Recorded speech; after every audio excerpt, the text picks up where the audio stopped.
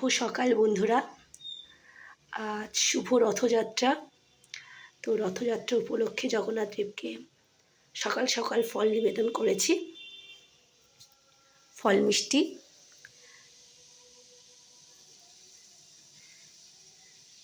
এইদিকে আমার রিভু সোনার রথ রেডি করে রেখে দিয়েছি।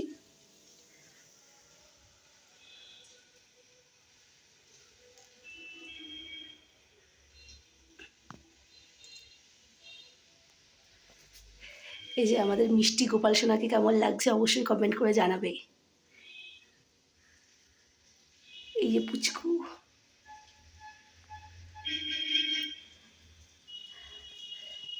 আজ দুপুরে দেব খিচুড়ি ভোগ। তো আমি এখন করব খিচুড়ি ভোগ রান্না। তো চলো কিভাবে কি করছি না করছি তোমাদের সাথে শেয়ার করব।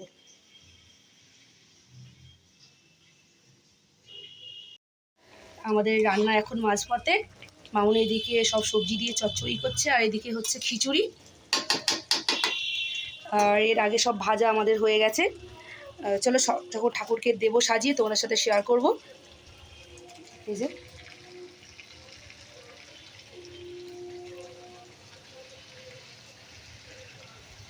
চচ্চড়ির কালারটা জাস্ট ওয়াও হয়েছে।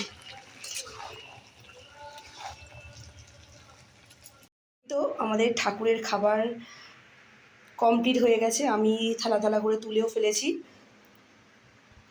এবার ঠাকুরকে শুধু সাজিয়ে দেব। এদিকে ফলও কেটে ফেলেছি।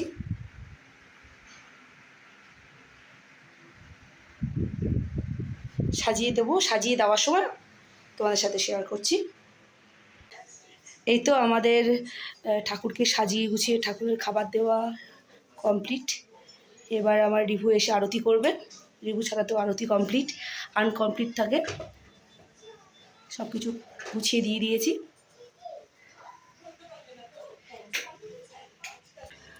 তো অন্নভোগে কী কী দিয়েছি চলো তোমাদের সাথে শেয়ার করি। প্রথমে দিয়েছি এখানে খিচুড়ি, আলু ভাজা, বটবটি ভাজা, কলা ভাজা, কুমড়ো ভাজা, ঢেঁড়স ভাজা, কাঁকরোল ভাজা, বেগুন ভাজা, আর এখানে পাঁচমিশালি একটা চচ্চড়ি। এখানে দিয়েছি টমেটোর চাটনি, পাঁপড়, পায়েস। এটা মিষ্টি আছে, এখানে মিষ্টি আছে, আর এখানে মিষ্টি আছে, 5 রকম 7 রকমের মিষ্টি আছে, আর এখানে আছে ফল। তো চলো এখন রিভু আরতি করবে। এই যে আরতি করার জন্য পুরোহিত অপেক্ষা করছে, আরতি করবে। তো চলো আরতি করার সময় তোমাদের সাথে শেয়ার করছি। ঠিক আছে।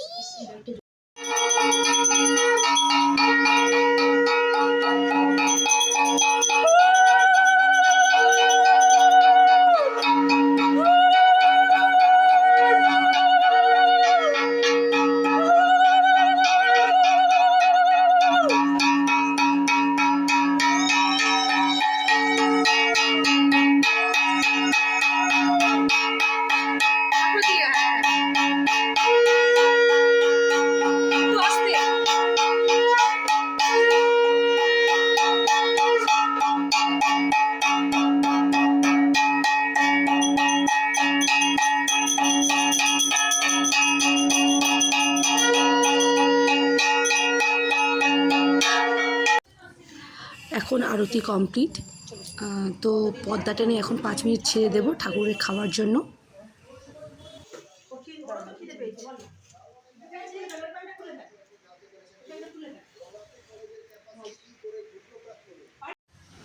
পাঁচ 7 মিনিট হয়ে গেছে। এখন পর্দা সরিয়ে ঠাকুরের খাবার তুলে নেব। আমরাও খাবো। এখন অনেক বেলা হয়ে গেছে, প্রায় বাজে 2টো 10-15। তো ঠাকুরের খাবারটা এখন তুলে নেব।